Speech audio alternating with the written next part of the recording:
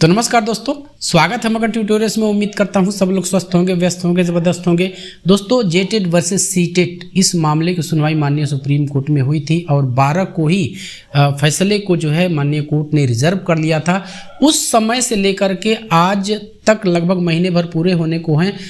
आप लोग के एक ही सवाल आ रहा है कि क्या फैसला कब तक आ सकता है, और भी आप लोग के कुछ सवाल हैं तमाम कमेंट सेक्शन में या मेल सेक्शन में।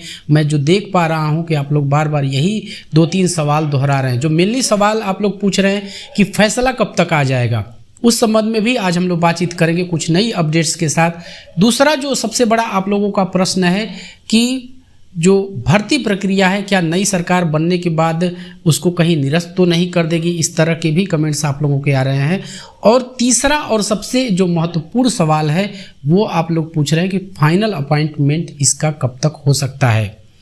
तो इन तीनों सवालों पे हम लोग बारी बारी करके बातचीत करेंगे। सबसे जो महत्वपूर्ण सवाल, जो महत्वपूर्ण क्वेरी आप लोगों की है वो यही है कि फैसला कब तक डिलीवर कर दिया जाएगा। यानी जीत हार की बात तो अलग है, इस संबंध में भी हालांकि हमारी बहुत सारी बातें हो चुकी हैं और मैंने सोचा था कि एक बार लाइव आके इस संबंध में आप लोगों से बात किया जाए और आपके विचारों को लिया जाए, अपने विचार साझा किया जाए, तब जाके किसी कंक्लूजन पे पहुंचा जाए। उस तरह का प्रयास भी 1-2 दिनों में मैं करने की कोशिश करूंगा। लेकिन फिलहाल जो ये तीनों सवाल हैं, इन तीनों सवाल के जवाब देने की मैं आज कोशिश करता हूँ इस छोटी सी वीडियो में। पहला आप लोगों का सवाल है कि फैसला कब तक आ जाएगा।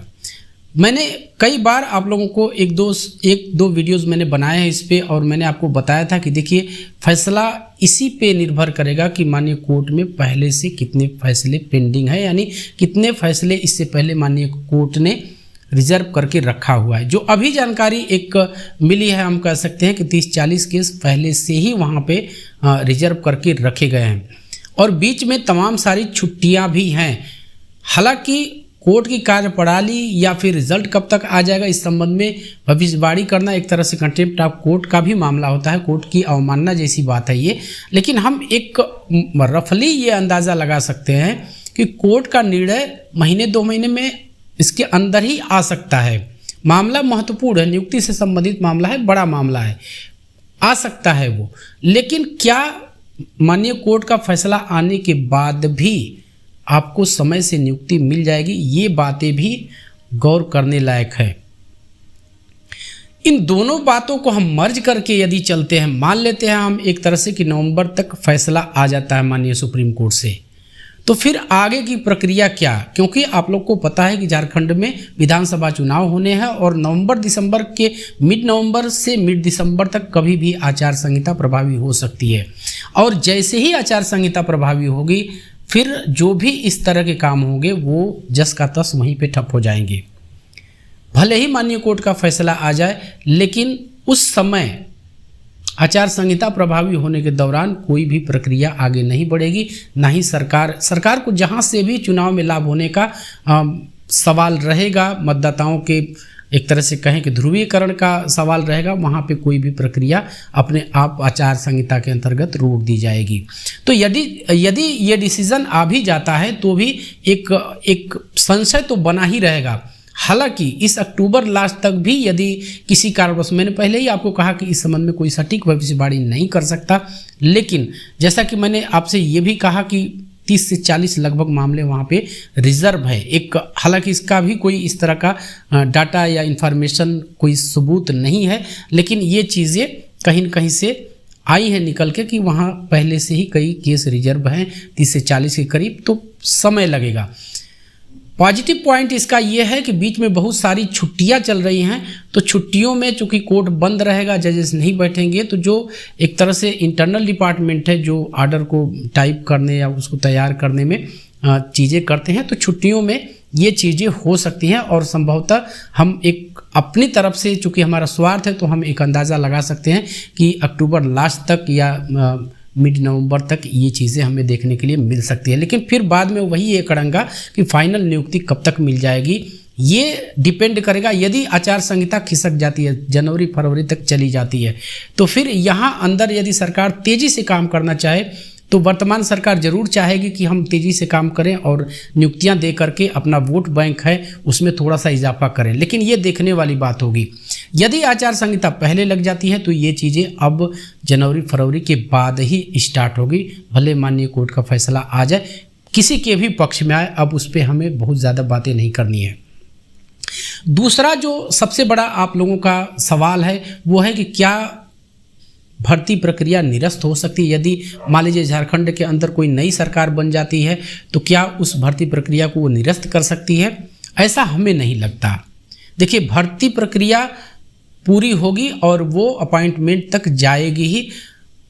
उस भर्ती प्रक्रिया को बिना किसी कारण, जो कि कोर्ट के अंदर भी सब जुडिस है, बिना किसी कारण नई सरकार उसको निरस्त नहीं कर सकती है। यदि इस तरह की कंडीशन आएगी, कोई जैसे परीक्षा में घपले की बात आ गई, बिहार में आप लोगों ने देखा होगा TRE 3 और इस तरह के TRE 2-3 में इस तरह के लगे कि भ्रष्टाचार के आरोप लगे और इस तरह की चीज़ें देखने के लिए आपको मिली थी, री एग्जाम हुआ था। लेकिन यहाँ पे इस तरह का कोई जब आरोप नहीं है, इस तरह की कोई दलील नहीं है, तो कोई सरकार, नई ही सरकार बन जाती है तो किस आधार पे भर्ती प्रक्रिया को निरस्त करेगी? तो इस अटकल पे तो आप लोग बिल्कुल, आपको ध्यान ही नहीं देना है कि भर्ती प्रक्रिया निरस्त हो सकती है। दूसरा सबसे बड़ा आप लोगों का जो तीसरी क्वेरी है, तीसरी क्वेरी आप लोगों की सबसे बड़ी ये है कि फाइनल अपॉइंटमेंट कब तक मिल सकता है। इसके बारे में मैंने पहले ही आपको बता दिया कि यदि माननीय कोर्ट का डिसीजन लास्ट अक्टूबर तक, यानी इस महीने के अंत तक आ जाता है, वो हमारी किस्मत। कोई भी सटीक डेट नहीं बता सकता, हम भी एक असम्पशन कर सकते हैं। यदि मिड नवंबर तक भी आ जाता है तो सरकार तो चाहेगी कि हम जल्दी से जल्दी नियुक्तियां दे दें ताकि चुनाव में उसका लाभ हो जाए। लेकिन एक बार आचार संहिता नवंबर दिसंबर में लगने वाली है, वो कभी भी लग सकती है। यदि आचार संहिता थोड़ी सी खिसकती है और इधर सरकार को महीने भर का भी अगर टाइम मिल जाता है कोर्ट का निर्णय आने के बाद, तो वो नियुक्तियां कर सकती है। वरना आप ये मान के चलिए कि आपकी जो फाइनल अपॉइंटमेंट है वो मार्च के बाद ही होने की संभावना एक तरह से हम व्यक्त कर सकते हैं। तो यही चीज़ें हैं दोस्तों। अभी हम बहुत ज़्यादा इस संबंध में आश्वस्त नहीं हो सकते, ना ही आपको कर सकते हैं कि इसकी जो डिसीज़न है, माननीय कोर्ट का डिसीज़न, वो हाल फिलहाल आने जा रहा है। जो चीज़ें हैं वो मैंने आपसे शेयर कर दी। फिलहाल एक कमेंट आप लोगों के इस तरह के रहते हैं हमेशा कि कौन जीतेगा। मैं बहुत बार इस पे बातचीत हम लोग की हो चुकी है और मैंने इस तरह की चीज़ें कही हैं कि सीटेट बाहर नहीं होगा। आगे देखने वाली बात है, माननीय कोर्ट है और उसको क्या संविधान सम्मत, कानून सम्मत लगता है, उस आधार पे वो डिसीजन देगा। तो बस दोस्तों, यही था आज की इस वीडियो में। उम्मीद करते हैं कि आपको वीडियो पसंद आई होगी और चलते चलते वही रिक्वेस्ट दोस्तों, कृपया इस चैनल को लाइक शेयर और सब्सक्राइब जरूर कीजिए दोस्तों। जब आप ऐसा करते हैं तो हमें को मोटिवेशन ज़रूर मिलता है। मिलते हैं अगली वीडियो में, तब तक के लिए नमस्कार।